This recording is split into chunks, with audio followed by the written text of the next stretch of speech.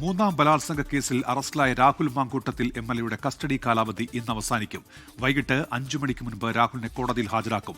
അടൂരിലെ വീട്ടിൽ പരിശോധന നടത്തിയെങ്കിലും മൊബൈൽ ഫോണോ ലാപ്ടോപ്പോ കണ്ടെത്താനായില്ല. പത്തനംതിട്ട എയർ ക്യാമ്പിൽ മണിക്കൂറുകളോളം ചോദ്യം ചെയ്തെങ്കിലും രാഹുലിന്റെ നിസ്സഹരണം അന്വേഷണ സംഘത്തിന് തിരിച്ചടിയാണ്. വിവരങ്ങളുമായി അശ്വിൻ പാലാഴിയും ഒപ്പം റിനു ശ്രീധരൻ ചേരുന്നുണ്ട്. ആദ്യം അശ്വിനിലേക്കാണ്.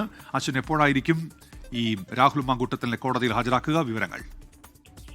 ഉന്മേഷം 3 ദിവസത്തെ കസ്റ്റഡി കാലാവധിയാണ് ഇന്ന് അവസാനിക്കുന്നത്. ഇതിൽ ഇന്നലെ ക്ലബ് 7 ഹോട്ടലിൽ എത്തിച്ച് നടത്തിയ തെളിവെടുപ്പിൽ മാത്രമാണ് രാഹുൽ SIT സംഘത്തിനൊപ്പം ഉണ്ടായിരുന്നത്. മറ്റ് സമയം പൂർണ്ണമായും ചോദ്യം ചെയ്യലിന് വേണ്ടിയാണ് രാഹുലിനെ ഉപയോഗിച്ചത്. പക്ഷേ ഈ മണിക്കൂറുകൾ നീണ്ട ചോദ്യം ചെയ്യലിലും കാര്യമായി ഒന്നും വിട്ടുപറയാനോ SIT സംഘം തയ്യാറാക്കിയ ചോദ്യങ്ങളോട് അനുകൂലമായി പ്രതികരിക്കാനോ രാഹുൽ തയ്യാറായില്ല എന്നുള്ളതാണ് സംഘം പറയുന്നത്. അതുകൊണ്ട് തന്നെ അന്വേഷണത്തിന്റെ മുന്നോട്ടുപോക്ക് നിലവിൽ ഈ കേസുമായി അത്ര അനുകൂലമായല്ല മുന്നോട്ട് പോകുന്നത്. പല കാര്യങ്ങളും രാഹുൽ മറച്ചുവെക്കുകയാണ്. ഈ ഫോണിന്റെ പാസ്വേഡ് പോലും ഇതുവരെ പറയാൻ തയ്യാറായിട്ടില്ല. അതിനെയും വിദഗ്ധ പരിശോധനയ്ക്ക് അയച്ച് അതിനുള്ളിലെ വിവരങ്ങൾ ശേഖരിക്കുക എന്നുള്ളതാണ് SIT സംഘത്തിന് മുന്നിലുള്ള ഏക വഴി.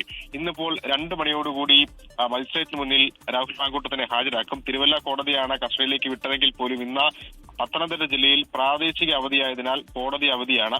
അന്ന് കസ്റ്റഡിയിൽ വിട്ട ജഡ്ജിയും ഇന്ന് അവധിയായതിനാൽ പത്തനംതിട്ട മജിസ്ട്രേറ്റിന്റെ വീട്ടിൽ ഉച്ചയ്ക്ക് 2 മണിയോടെയാകും രാഹുൽ മാങ്കൂട്ടത്തിനെ ഹാജരാക്കുക. കസ്റ്റഡി കാലാവധി പൂർത്തിയാക്കി മാവേലിക്കര സ്പെഷ്യൽ സബ് ജയിലിലേക്ക് തന്നെയാണ് രാഹുലിനെ കൊണ്ടുപോവുക. നാളെ ജാമ്യാപേക്ഷ പരിഗണിക്കും. ഇതുമായി ബന്ധപ്പെട്ട നിലവിൽ ആദ്യം ജാമ്യാപേക്ഷ എതിർത്ത് അന്വേഷണ സംഘം നൽകിയ കാര്യങ്ങളടക്കം നിലവിൽ കോടതിയുടെ ശ്രദ്ധയിലുണ്ട്. എന്തായാലും ഇനി ഒരു തെളിവെടുപ്പ് എന്നുള്ളത് തൽക്കാലം വേണ്ട, രാഹുലിനെ പുറത്തേക്ക് ഇറക്കിയുള്ള തെളിവെടുപ്പ് വേണ്ട എന്നുള്ളതാണ് SITയുടെ തീരുമാനം. പക്ഷേ അക്കാര്യത്തിൽ നിയമോപദേശം തേടിയ ശേഷമായിരിക്കും കസ്റ്റഡി അപേക്ഷ നീട്ടാനുള്ള കാര്യം കൂടി മുന്നോട്ട് പോകുക. ശരി, അശ്വിൻ പാലാഴിയാണ് വിവരങ്ങൾ നൽകിയത്.